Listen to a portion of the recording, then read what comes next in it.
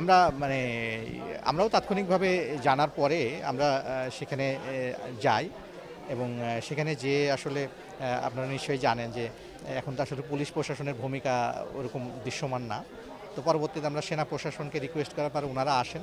তখন আমরা সেনা প্রশাসনের এবং বরিশাল বিশ্ববিদ্যালয় এবং বিএম কলেজের যে প্রশাসন আছে তাদের সঙ্গে নিয়ে আমরা চেষ্টা করেছি যে ঘটনাটাকে কীভাবে উভয় পক্ষকে নির্বৃত্ত করা যায়। তো ইন দ্য মিন টাইম অনেকেই আহত হয়েছে। তো আমাদের বেশ কিছু শিক্ষার্থী ওখানে আটকা পড়েছিল। তো আমরা তাদের সঙ্গে আলাপ আলোচনা করে তাদেরকে রেস্কিউ করেছি এবং একই সাথে বিএম কলেজের প্রশাসন ওনারাও কিছু ওনাদের বিষয় ছিল যে পরবর্তীতে আমরা ক্ষয়ক্ষতি যেটাই হয়েছে সেটা আমরা আলোচনার সাপেক্ষে একটা সমাধানে পৌঁছা যায় কিনা। তো সেই বিষয়ে আমরা আমাদের এখানে আসলে সারা রাত ধরেই একে একে এসছে তো, তবে আমার কাছে যেটা আনুমানিক তথ্য আছে সেটা মোর দেন 50।